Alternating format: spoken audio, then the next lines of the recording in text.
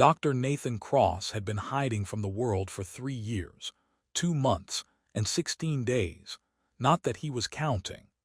His converted warehouse laboratory in the industrial district of Seattle provided the perfect isolation for someone who had spectacularly destroyed his career and reputation in the span of a single, catastrophic afternoon. The space suited him now. High ceilings that absorbed sound, concrete walls that kept the world out, and enough room for the robotic prototypes that had become his only companions. "Morning, beautiful," he muttered to the latest iteration of his prosthetic leg assembly, a gleaming marvel of titanium and carbon fiber that represented 2 years of obsessive refinement. "Ready to disappoint me again today?" The robotic limb, suspended in a testing harness that looked vaguely medieval, remained diplomatically silent. Nathan appreciated that quality in his creations.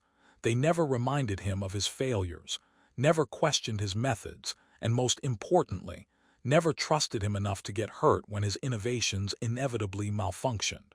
His morning routine involved checking overnight diagnostic reports, adjusting servo calibrations, and consuming enough coffee to power a small aircraft. Today's data looked promising. The neural interface responses were within acceptable parameters, the balance algorithms had stabilized, and the power consumption had dropped another 12%. Progress, but not the kind that required human testing.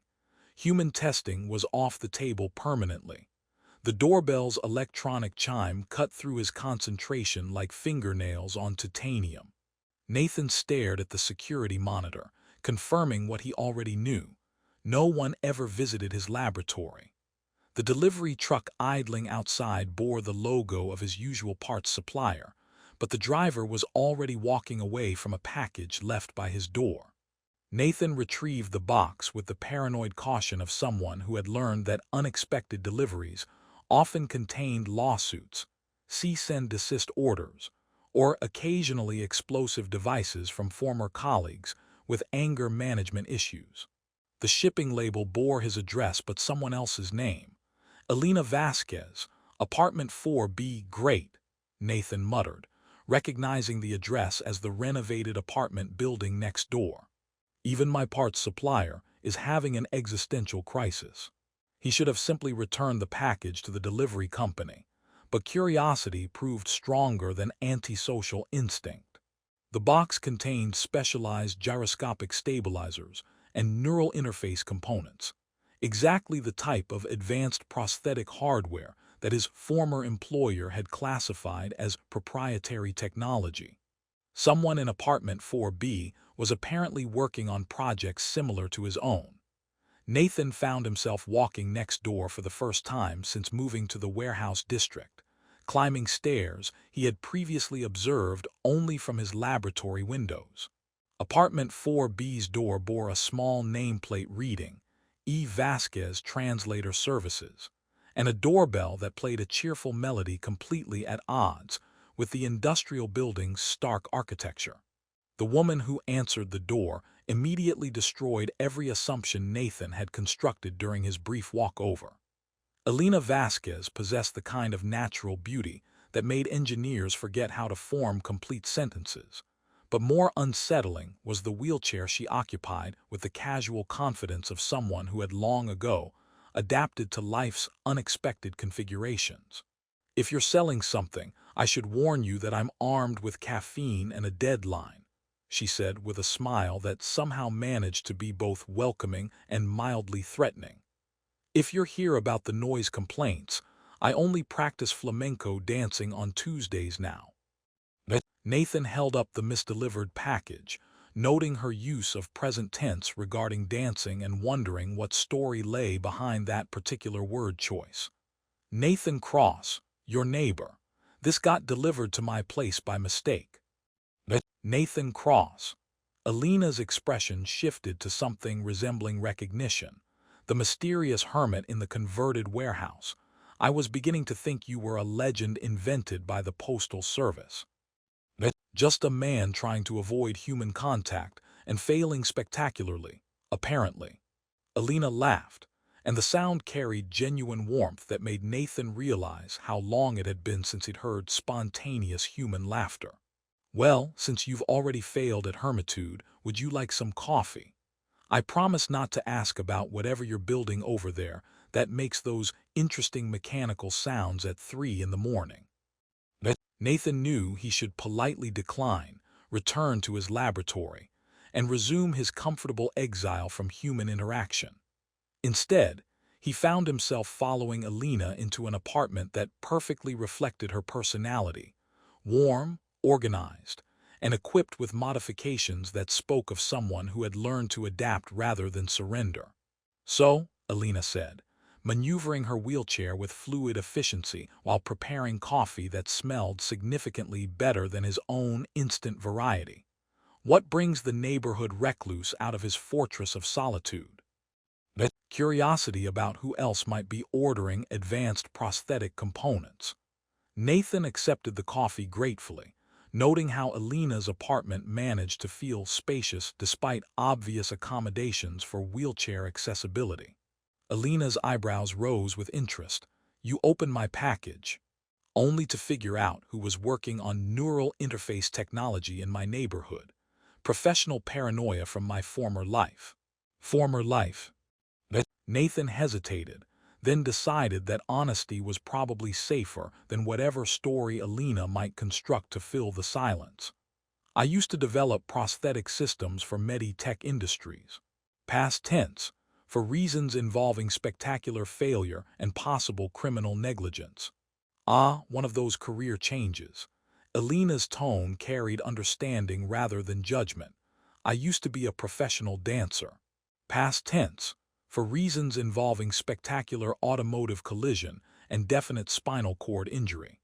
Nathan studied Alina's matter-of-fact delivery of information that should have been devastating, noting how she presented life-changing trauma with the same casual tone she might use to discuss weather patterns. "How long?" 15 years this October. "You." 3 years, 2 months, and Nathan stopped himself before completing the precise count that revealed exactly how obsessively he had been tracking his exile. 17 days. Alina suggested with amusement. "I went through a phase of counting too. Eventually, you realize that knowing exactly how long you've been stuck doesn't actually help you get unstuck." Nathan felt something unfamiliar stirring in his chest, a combination of relief and recognition that came from meeting someone who understood the mathematics of loss. "What made you stop counting?" "I started working instead." Turns out that fluency in 6 languages and a background in performance arts translates surprisingly well to freelance translation services. Alina gestured toward the sophisticated computer setup that occupied one corner of her apartment. "Plus, working from home means I never have to explain why I take meetings in a wheelchair. And the prosthetic components I accidentally opened." Alina's expression grew complicated, mixing hope with skepticism in ways Nathan recognized from his own relationship with impossible possibilities. "Research. I've been following advances in neural interface technology, wondering if someday the technology might catch up to my particular type of injury." Nathan felt his professional instincts engaging despite his determination to avoid exactly this type of conversation. "What type of injury?" "Complete T12 spinal cord transection. Everything below my 12th thoracic vertebra might as well not exist, neurologically speaking." Alina's clinical description carried no self-pity, just factual precision that reminded Nathan of his own tendency to hide behind technical language. "The good news is that my upper body neural pathways are completely intact, which theoretically makes me an ideal candidate for direct neural prosthetic interfaces." Theoretically being the operative word. Exactly. 15 years of theoretical breakthroughs that never quite make it to practical application. Alina met Nathan's gaze directly. "Though I have to admit, some of the components I've been researching look remarkably similar to whatever you're building in your warehouse laboratory." Nathan felt the familiar conflict between his desire to help and his terror of causing harm. Alina represented exactly the type of case his prosthetic systems were designed to address, but also exactly the type of person he could inadvertently hurt if his technology failed again. Alina, I need to be honest about something. My former career ended because my prototype malfunctioned during human testing. Someone got hurt because I was too confident in technology that wasn't ready. How badly hurt? Nathan forced himself to meet her gaze. Permanently. The neural interface feedback damaged her existing motor control. She went from partial mobility to complete paralysis because I convinced her to trust my engineering. Alina was quiet for a moment, studying Nathan with an expression that seemed to weigh his guilt against possibilities he hadn't offered. What makes you think your current work is any different? Because I've spent 3 years fixing every flaw that caused the original failure. The technology works now. I just don't trust myself to test it safely with human subjects. Even human subjects who have nothing left to lose. The question hung between them like a challenge Nathan wasn't prepared to answer. Alina's directness cut through the protective barriers he had built around his work, forcing him to confront the possibility that his isolation was protecting him more than any potential patients. Alina, what I'm working on isn't ready for human testing. What if I told you I was willing to help you get it ready? Nathan stared at this woman who had just offered to risk her life for technology that might not work, developed by an engineer with a documented history of catastrophic failure. The rational response was obvious, polite refusal followed by rapid retreat to the safety of his laboratory. Instead, he heard himself asking, "Would you like to see what I've been building?" Alina's first glimpse of Nathan's laboratory left her speechless, which rarely happened to someone who made her living with words. The converted warehouse space contained what looked like a merger between a high-tech medical facility and a mad scientist's workshop, with robotic limbs in various stages of completion, suspended from ceiling-mounted testing rigs like mechanical sculptures. "Welcome to my monument to obsessive perfectionism," Nathan said, noting Alina's expression as he guided her wheelchair through aisles of equipment that hummed with quiet efficiency. "Fair warning, everything here is either experimental, dangerous, or both." "It's beautiful," Alina replied, studying the elegant curves of titanium and carbon fiber that somehow managed to look both organic and impossibly advanced. Like cybernetic art that actually functions. Nathan felt an unexpected surge of pride at her appreciation. Most people who saw his work focused on its medical applications, rather than recognizing the aesthetic choices involved in creating technology designed to seamlessly integrate with human biology. "The latest prototype is over here," Nathan said, leading Alina to a testing station where his most advanced prosthetic legs waited in a specialized harness system. Neural interface control, adaptive balance algorithms, terrain compensation, and enough processing power to make most smartphones jealous. Alina maneuvered closer, her practiced eye taking in details that revealed both engineering sophistication and artistic sensibility. The joint articulation looks more natural than biological legs. That's intentional. Why settle for replicating human limitations when you can engineer improvements? Nathan activated the demonstration mode, and the prosthetic legs began moving through a fluid sequence of motions that showcased their range of capabilities. Enhanced strength, perfect balance, shock absorption that exceeds biological specifications. You're not just building replacement legs, you're building better legs. Exactly. Though that philosophy is part of what got me into trouble at Meditech. They preferred incremental improvements over revolutionary breakthroughs. Alina watched the mechanical legs perform movements that would challenge even professional dancers, noting how the technology seemed to anticipate and adapt to changing conditions in real time. What kind of neural interface does it use?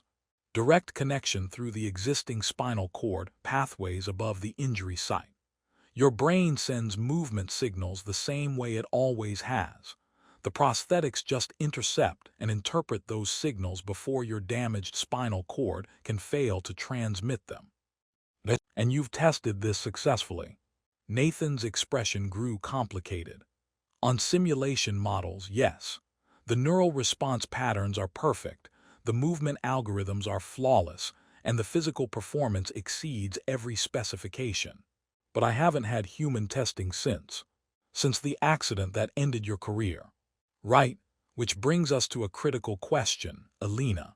Even if you're willing to help with testing, I'm not sure I'm willing to let you. Alina studied Nathan's face, reading the conflict between professional passion and personal fear that she recognized from her own relationship with risk-taking. What would convince you? Honestly, nothing.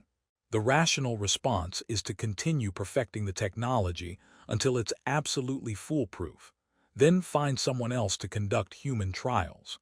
How long would that take? Another year, maybe two. Or possibly forever, depending on how perfectionist I'm feeling. Alina laughed, the sound carrying more understanding than amusement. Nathan, I've been waiting 15 years for technology like this to become available. I'm not sure I can wait another 2 years for you to feel comfortable with perfection. Alina, if something goes wrong, then I'll deal with it the same way I dealt with losing my legs in the first place. But if something goes right, I get to walk again for the first time since I was 24 years old.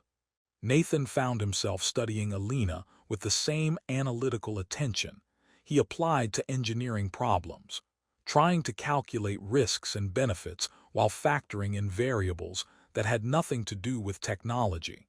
Her determination reminded him why he had become interested in prosthetic development in the first place.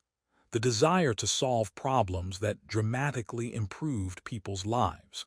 If we did this, Nathan said carefully, it would require extensive preparation. Custom fitting, neural mapping, gradual integration over several weeks. I have time. Alina's first steps on the robotic legs happened on a Tuesday morning that began with Nathan's coffee maker malfunctioning and ended with both their lives changing forever. 3 weeks of gradual integration had culminated in this moment. Alina standing independently for the first time in 15 years, her face showing a mixture of terror and exhilaration that made Nathan's chest tight with emotion.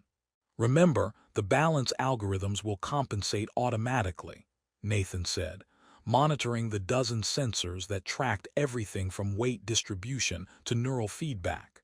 Just think about walking the way you used to. The way I used to involved considerably more biological confidence, Alina replied, but she lifted one mechanical foot and placed it forward with deliberate precision. The prosthetic responded flawlessly, adjusting for ground contact while maintaining perfect stability. Nathan watched the data streams confirming what his eyes already told him. Alina was walking with natural grace that exceeded his most optimistic projections. The neural interface had integrated so seamlessly that her brain treated the robotic legs as native anatomy. This is impossible, Alina breathed, taking another step, then another. I can feel everything, the ground, the weight distribution, even subtle changes in terrain. Haptic feedback through the neural interface. You're experiencing tactile sensation that the prosthetics translate from pressure and environmental sensors. Alina walked across the laboratory with increasing confidence, her movements displaying the fluid control that spoke of both technological sophistication and her background in professional dance. Nathan, they're better than my original legs. Enhanced strength, perfect balance, shock absorption rated for extreme conditions. Nathan confirmed, trying to maintain clinical detachment while watching Alina experience mobility that surpassed human biological limits. You could probably outrun most athletes. Could I dance? Nathan pulled up the movement analysis data, studying parameters that showed Alina's prosthetics were capable of far more than basic locomotion. Theoretically, yes. The joint articulation and balance control would support complex choreographic movements. Alina immediately began testing the theory. her body remembering 15-year-old muscle memory, while her new legs provided capabilities her original anatomy never possessed. She moved through basic flamenco positions with precision that made Nathan realize he was witnessing something historically significant. Alina, you're not just walking again, you're performing at a level that most dancers never achieve. It feels like coming home to a place I've never been before, Alina said, executing a turn that would have been challenging even for someone with biological legs. Like I'm finally experiencing the full range of movement I always imagined, but never quite achieved. Their celebration was interrupted by Nathan's security system, announcing an unauthorized visitor. Through the laboratory's surveillance monitors, they watched a woman in an expensive business suit emerge from a sleek corporate vehicle, her purposeful stride suggesting this wasn't a social call. "Nathan Cross," the woman announced when he answered the door, her tone carrying authority that seemed accustomed to immediate compliance. "Victoria Sterling, Senior Patent Acquisition Director for Meditech Industries. We need to discuss your unlicensed use of proprietary technology." Nathan felt his stomach drop as he recognized the name from legal documents that had haunted his nightmares for 3 years. "Ms. Sterling, I'm not using any Meditech technology. Our intellectual property monitoring systems suggest otherwise. Advanced neural interface protocols, adaptive balance algorithms, haptic feedback integration, all technologies developed under your previous employment contract." Victoria stepped into the laboratory without invitation, her gaze immediately focusing on Alina, who stood frozen in the testing area. "Technologies that remain the exclusive property of Meditech Industries. The neural interface work was my own research, conducted on my own time," Nathan replied, though he knew the legal reality was more complicated than his moral certainty. "Research conducted using knowledge gained during your employment with us, making it derivative of our intellectual property. More importantly, you're conducting unauthorized human trials with experimental technology." Alina found her voice despite the shock of discovery. "I volunteered for these trials." Nathan explained all the risks. "Ms. Vasquez, regardless of your consent, unlicensed medical testing violates federal regulations." Nathan's previous authorization was revoked following his failure to maintain safety protocols. Nathan felt his carefully rebuilt confidence crumbling as Victoria Sterling dismantled 3 years of work with corporate legal precision. "What do you want?" "Full surrender of all research data, prototype hardware, and exclusive rights to any innovations developed since your departure from Meditech. In return, we'll handle the regulatory compliance issues surrounding your unauthorized human testing. And if I refuse, then we pursue criminal charges for theft of intellectual property, unlicensed medical research, and reckless endangerment of human subjects." Victoria's smile carried no warmth.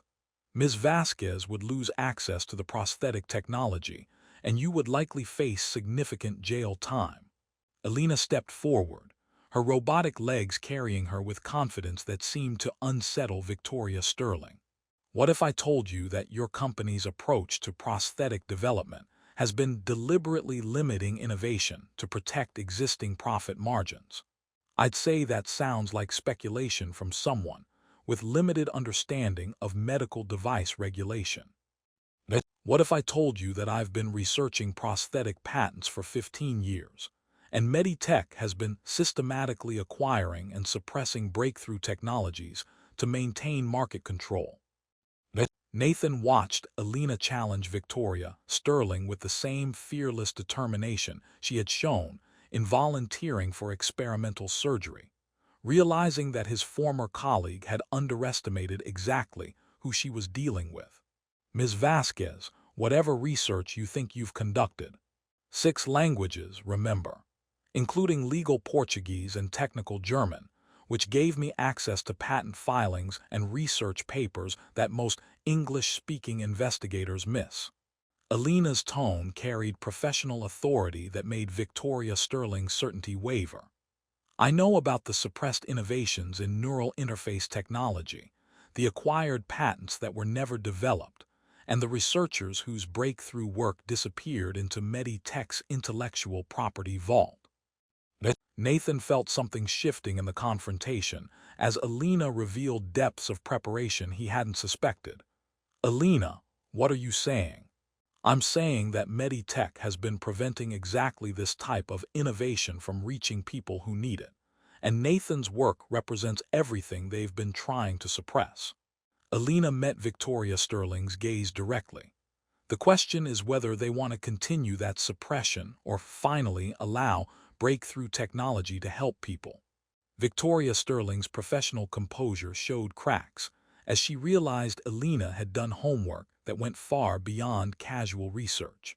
Ms. Vasquez, even if your allegations were accurate, they wouldn't change the legal reality of Nathan's situation. They might change the public relations reality, though. Imagine the headlines. Medical corporation suppresses life-changing technology to protect profits. Alina smiled with dangerous sweetness. My translation services include freelance journalism, and I have contacts at several disability rights organizations who would be very interested in this story. Nathan watched Victoria Sterling calculate risks that had nothing to do with patents or intellectual property, recognizing the moment when corporate legal strategy encountered unexpected resistance from someone who had been preparing for this battle longer than anyone realized. What are you proposing? Victoria asked carefully. Give Nathan the legal clearance to continue his work, allow me to keep my prosthetics, and Meditech can license the technology for reasonable royalties rather than exclusive ownership, Alina replied. Everyone benefits, no one gets sued, and thousands of people get access to life-changing technology. The board would never approve such an arrangement. Then maybe it's time. The board learned what happens when corporations prioritize profits over people in the age of social media and disability rights advocacy. Nathan felt a surge of admiration for Alina's strategic thinking, realizing she had been preparing for this confrontation since the first day she learned about his technology. Alina, you researched all this. I researched everything, Nathan. Your work, Meditech's history, the legal implications, and most importantly, how to fight back. Alina turned back to Victoria Sterling. So what's it going to be?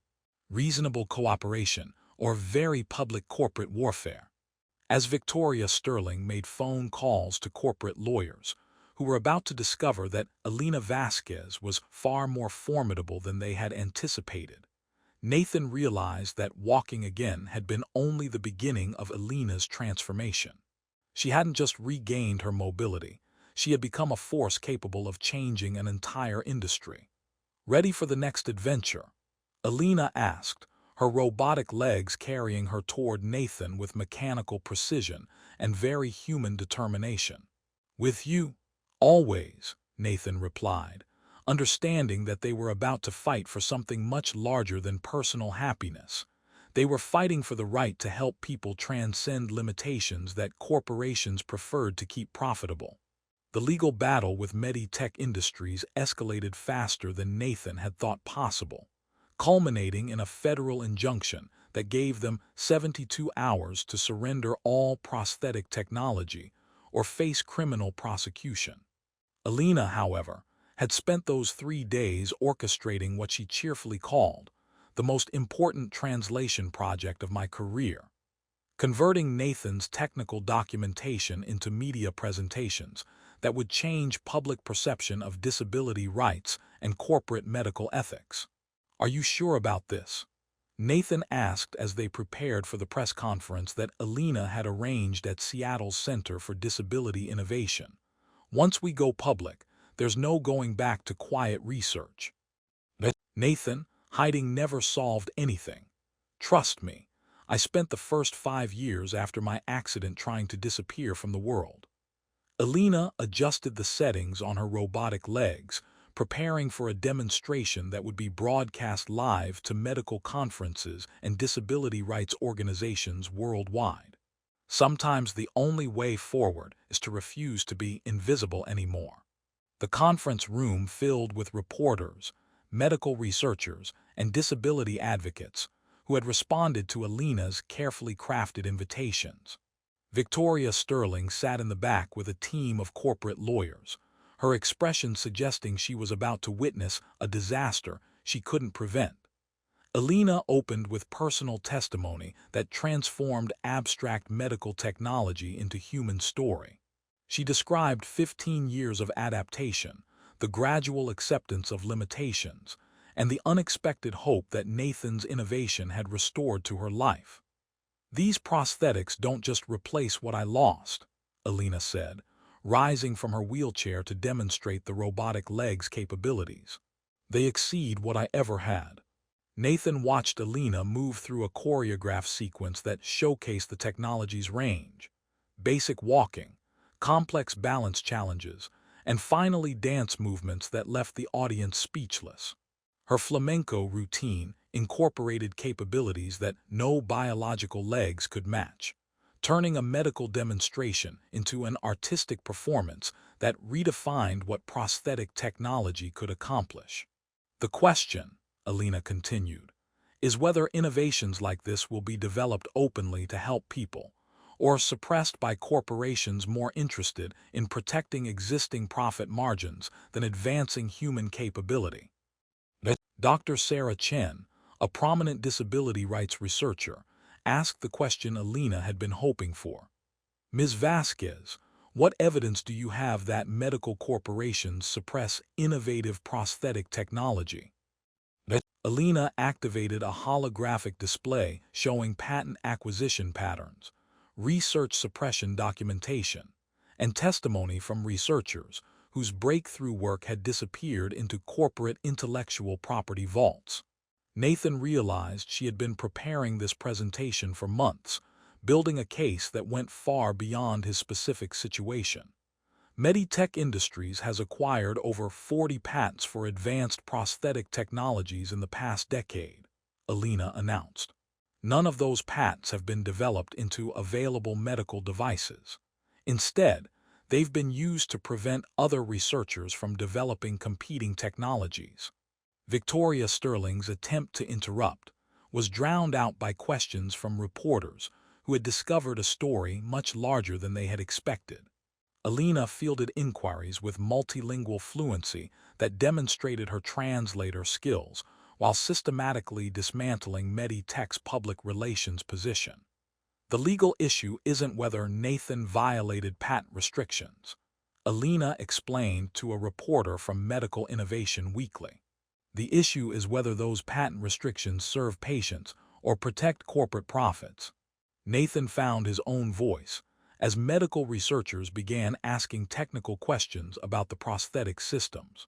His demonstration of the neural interface technology drew excitement from doctors who immediately understood the implications for their own patients. This technology could help thousands of people who currently have no prosthetic options, Dr.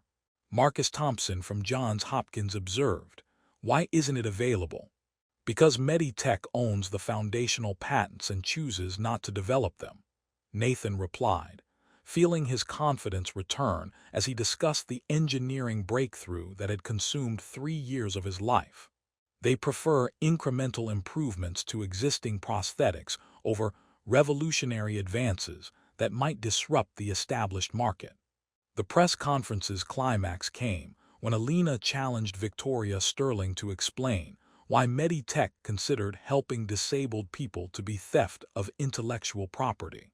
The corporate lawyer's response, focused on patent protection and regulatory compliance, sounded hollow when contrasted with Alina's demonstration of life-changing mobility. "Ms.